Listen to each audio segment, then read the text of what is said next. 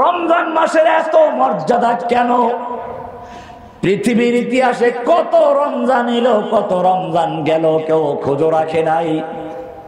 বাংলাদেশের ইতিহাসে কত 16 ডিসেম্বর আসলো, 21 ফেব্রুয়ারি আসলো, কেউ খোঁজ রেখেছে? কিন্তু যখন বিশেষ কোনো ঘটনা ঘটে গেছে, তারপর থেকে মানুষেরা এই দিনগুলোকে স্মরণ করে, ঠিক কিনা? ঠিক তেমনি ভাবে পৃথিবীর ইতিহাসে কত রমজান মাস এলো, কত গেল, কেউ খোঁজ রাখার চিন্তাও করে নাই। কিন্তু যখন রমজান মাসে কোরআন নাজিল হয়ে গেছে, তখন কোরআনের কারণে রমজান মাসের মর্যাদা বেড়ে গেছে। কোরআন বলছে, শাহরু রমাদান আল্লাযী উনজিলা ফীহিল কোরআন হুদাল লিন-নাসি ওয়া বায়্যিনাতিন মিনাল হুদা ওয়াল ফুরকান। আদমের সঙ্গে আল্লাহ যে ওয়াদা করেছিলেন হুদান দিবেন, হুদান, এই রমজান মাসে সেই হুদানকে নাজিল করা হয়েছে। এই কারণে রমজানের মর্যাদা বেড়ে গেছে। এই কোরআন যে রাতে নাজিল হয়, সেই রাতের মর্যাদাও বেড়ে যায়। ইন্না আনজালনাহু ফি লাইলাতিল কদর ওয়া মা আদরাকা মা লাইলাতুল কদর লাইলাতুল কদরি খায়রুম মিন আলফি শাহর। এই রাত হাজার মাসের চেয়ে উত্তম, কারণ এই মাসেই আমার সেই হুদান নাজিল হয়েছে, কোরআন নাজিল হয়েছে। এই কোরআন যার অন্তরে নাজিল হয়, তার মর্যাদা বেড়ে যায়। তানজিলুম মির রাব্বিল আলামিন নাযালা বিহির রূহুল আমিন। রূহুল আমিন জিবরাইল কোরআন নিয়ে নাজিল হয়েছে, জিবরাইলের মর্যাদা বেড়ে গেছে। আলা কলবিকা, হে নবী, আপনার অন্তরে কোরআন নাজিল হয়েছে, আপনার মর্যাদাও বেড়ে গেছে কোরআনের কারণে। কি সুন্দর নবীর জন্য কত সুন্দর কবিতা কত লোক গেয়েছে, সব কবিতার মূল হচ্ছে কোরআন। আল্লাহ নবীর স্ত্রী আয়েশা কি সুন্দর করে বলেছেন, ও আহসানা মিন কালাম তারাকাতু আইনি ও আজমালা মিন কালাম তালিদিন নিসা। হাসান ইবনে সাবিত বলেছেন, ও আহসানা মিন কালাম তালিদিন নিসা। হে নবী, আপনার চেয়ে সুন্দর কোন মানুষ দুনিয়ার কোন চর্মচক্ষু কোনদিন দেখে নাই। ও আজমালা মিন কালাম তালিদিন নিসা, আপনার চেয়ে সুন্দর কোন মানুষ কোন দুনিয়ার নারী জন্ম দেয় নাই। খলিকতা মুবাররাআম মিন কুল্লি আইবি, আপনি সমস্ত দোষ ত্রুটি মুক্ত হয়ে আপনি সৃষ্টি হয়েছেন। কাআন্নাকা কাদ খুলিকতা কামা তাশাউ, যেন আপনি আপনার রবের কাছে যেমনটা চেয়েছিলেন, আপনার নিজের চাহিদা মতো আপনাকে আল্লাহ সৃষ্টি করেছেন। কি সুন্দর প্রশংসা এই মানুষটার। কেন? আল্লাহ নবীর স্ত্রী আয়েশা রাদিয়াল্লাহু তাআলা আনহা আরো সুন্দর করে বলছেন, লানা শামসুন ওয়ালিল আফাকে শামসুন ওয়া শামসি আফদালু শামসিস সামাই। ও দুনিয়ার মানুষ, আসমানের একটা সূর্য আছে, আমারও একটা সূর্য আছে। জেনে রাখো, আমার সূর্য আসমানের সূর্যের চেয়ে লক্ষ কোটি গুণ সুন্দর, ভালো। কারণ হচ্ছে কি, ফাইন্নাশ শামসা তাতলু বাদাল ফাজরি ওয়া শামসি তাতলু বাদাল ইশাই। দুনিয়ার সূর্য ফজরের পরে উদয় হয়ে দুনিয়াকে শুধু আলোকিতই করে, কিন্তু জেনে রাখো, আমার সূর্য যেই সময়টাকে পৃথিবীর মানুষ আইয়ামে জাহিলিয়াত বলে, অন্ধকার যুগ বলে স্মরণ করত, চুরি মারামারি ডাকাতি খুন ধর্ষণ যাদের ছিল চরিত্র, সেই রকম এক সমাজে এসে সমাজটাকে এমন আলোকিত করলো, এমন পরিবর্তন করলো, যেই ওমর একজন নবীকে হত্যা করার জন্য উদ্যত হয়েছিল, সেই ওমর খলিফাতুল মুসলিমিন হয়ে আটার বস্তা পিঠে নিয়ে তারপরে গরিবকে খাওয়াতে যাচ্ছে। ও মুসলিম, এজন্যই কবি বলেছেন, ও মুসলমান, ভালো করে জেনে রাখো, দুরফেশানি নে তেরি কতরু কো দরিয়া কর দিয়া, দিল কো রোशन कर दिया, आंखों को बीना कर दिया, खुद न थे जो राह पर औरों के हादी बन गए, क्या नजर थी जिसने मुर्दों को मसीहा कर दिया। আমার নবী এমন, যার সংস্পর্শে এসে ঈসা আলাইহিস সালাম তো শুধু মৃত্যু মৃত্যুদেরকে জীবিত করতেন, আমার সূর্য শুধু মৃত্যুকে জীবিতই করেন নাই। যাদের পথের দিশা ছিল না, যারা মুর্দা ছিল, তাদেরকে এমন দিশা দিলেন, এমন ভাবে জীবিত করলেন, তারা এক একজন পথের দিশারি হয়ে গেছে। শেখ সাদি কি সুন্দর করে বলছেন, একটু নবীর প্রশংসা শুনেন না, বেদাতিরাই করবে, আমরা করবো না। আমরা এগুলো করি না বলে বেদাতিরা সুযোগ পাই, যারা আশেখ রাসূলুল্লাহ, আমরা ওদের চেয়ে ভালো আশেখ রাসূলুল্লাহ। একটু পরে আসতেছি, প্রমাণ দেবো ইনশাআল্লাহ।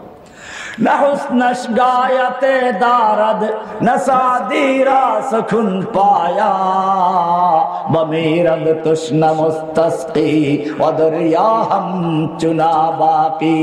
শেখ সাদি বলছেন, হে নবী, আপনার সৌন্দর্যের কোনো শেষ নেই, আমার কবিতারও কোনো শেষ নেই। আমি কবি মানুষ, অনেক কবিতা বলতে পারি, কিন্তু জেনে রাখুন, আমার কবিতা বলতে বলতে এক সময় শেষ হয়ে যাবে, আমার ভাষার ঝুড়ি শেষ হয়ে যাবে। আপনার প্রশংসার সমুদ্রের এক কিঞ্চিত এক ফোঁটা পরিমাণ শেষ করা সম্ভব নয়। শেষ পর্যন্ত সে কি বলছে শুনুন, লা ইউমকিনুস সানাউ বাদাজ লা ইউমকিনুস সানাউ কামা কানা হাক্কুহু বাদাজ খোদা বুজুর্গ তুই কিসসা মুখতাসার। হে নবী, আপনার প্রশংসা যেমনটা করা উচিত ছিল কারো পক্ষেই সম্ভব নয়। তবে একটা কথাই বলে দিচ্ছি, সংক্ষিপ্তকারে একটা কথা বলছি, আল্লাহর পরে সর্বশ্রেষ্ঠ যে আসনটি, সেটি হচ্ছে নবী আপনার জন্য সংরক্ষিত। কি সুন্দর কথা! আমাদের নবীকে আল্লাহ এত গুরুত্ব দিলেন কেন? কোরআন তার উপর নাজিল হয়েছে। এই কোরআন নাজিল হওয়ার কারণেই তার এত মর্যাদা। এই কারণে কোরআনের আইন প্রতিষ্ঠা করতে গিয়ে, কোরআনকে বিজয়ী করতে গিয়ে নবীকে রক্ত দিতে হয়েছে কিনা? আল্লাহ দেখালেন যেই নবীর এত মর্যাদা, যেই নবী রাস্তায় চলতে গেলে মেঘে ছায়া দেয়, যেই নবী পেশাব করতে গেছেন খেজুর গাছ এসে তাকে আড়াল করে দিচ্ছে, যেই নবীর দরবারে বসে আলোচনা হচ্ছে, কথা হচ্ছে, কেউ একটু জোরে কথা বলে ফেলেছে, সঙ্গে সঙ্গে সূরা হুজুরাতের 2 নম্বর আয়াত নাযিল হয়ে গেছে, ইয়া আইয়ুহাল্লাযীনা আমানু লা তারফাউ আসওয়াতাকুম ফাওকা সাওতিন নবী। হে নবী, হে ঈমানদারগণ, খবরদার, নবীর আওয়াজের চেয়ে জোরে আওয়াজ করে কথা বলবি না। এমনটা যদি করিস তাহলে আন তাহবাতা আমালুকুম, তোদের সমস্ত আমল বরবাদ হয়ে যাবে। নামাজ, রোজা, হজ, যাকাত, জীবনে যা করেছো সব শেষ হয়ে যাবে। খবরদার, টেরও পাবি না। এত মায়া নবীর সঙ্গে, জোরে কথা বললে ওহী নাযিল হয়ে যায়। আর সামনে চলো, আল্লাহর নবী তাহাজ্জুদ পড়ার জন্য উঠবেন। কোরআন কি বলছে? সুন্দর করে ডাক দিয়ে আল্লাহ বলছেন, ইয়া আইয়ুহাল মুযাম্মিল, ও কামলিওয়ালা, কুমিল লাইলা ইল্লা কালিলা, রাত্রি জাগরণ করো তবে কিছুক্ষণ ঘুমাও। তুমি সারা রাত্র ইবাদত করো, পা ফুলে যায়। মা আনজালনা আলাইকাল কুরআনা লিতাশকা, তোমাকে কষ্ট দেওয়ার জন্য, পা ফুলে যাবে এজন্য আমি তোমার প্রতি কোরআন নাজিল করি নাই। তুমি একটু ঘুমিয়ে যাও। কতক্ষণ ঘুমাবে তাও বলে দিচ্ছেন, নিসফাহু আও ইনকুস মিনহু কালিলা। হে নবী, আপনি রাত্রি জাগরণ করুন, তবে অর্ধেক রাত্র বা তার চেয়ে একটু বেশি বা তার চেয়ে একটু কম। আপনি সারা রাত্র ইবাদত করলে খুশি হন, আমি আল্লাহ আপনাকে কিছুক্ষণ ঘুমন্ত দেখলেও খুশি হয়ে যাই। শুধু এ পর্যন্তই না, আরো সুন্দর সুন্দর আলোচনা আছে কোরআনে। আল্লাহর নবী যখন কোরআন নাজিল হতে লাগলো, সাহেবখানার ছাত্র ওই ওস্তাদ যখন পড়ায় ঠোঁট নাড়াচাড়া করে পড়ে, আল্লাহর নবীও কোরআন মুখস্থ করার জন্য ঠোঁট নাড়াচাড়া করে পড়তে লাগলেন। আল্লাহ তাআলা ওহী নাজিল করে দিলেন, লা তুহাররিক বিহি লিসানাকা লিতাজালা বি ইন্না আলাইনা জামাহু ওয়া কুরআনা। হে নবী, কোরআনকে দ্রুত মুখস্থ করার জন্য আপনার ঠোঁট নাড়াচাড়া করার কোনো প্রয়োজন নেই। ইন্না আলাইনা জামাহু ওয়া কুরআনা, গোটা কোরআনকে নূর বানিয়ে আপনার সিনার মধ্যে জমা করে দেওয়ার দায়িত্ব আমি আল্লাহ নিজে গ্রহণ করেছি। আপনার কষ্ট করার দরকার নাই। জোরে বলুন সুবহানাল্লাহ। কি মায়া নবী নবীর জন্য। এইবারে আমি তোমাদের প্রশ্ন করি, এই নবী যখন উহুদের ময়দানে মাথায় লোহার হেলমেট আর বুকে লোহার বর্ম পরে যুদ্ধের ময়দানে নামলেন, এক কাফের আল্লাহর নবীর মাথা লক্ষ্য করে জোরে তলোয়ার দিয়ে আঘাত করলো। লোহার টুপিটা ভেঙ্গে, নবীর মাথার লোহার টুপিটা হেলমেট ভেঙ্গে গালের ভিতর দিয়ে ঢুকে মারির দুইটা দাঁত পড়ে গেল, লোহা ঢুকে রইল।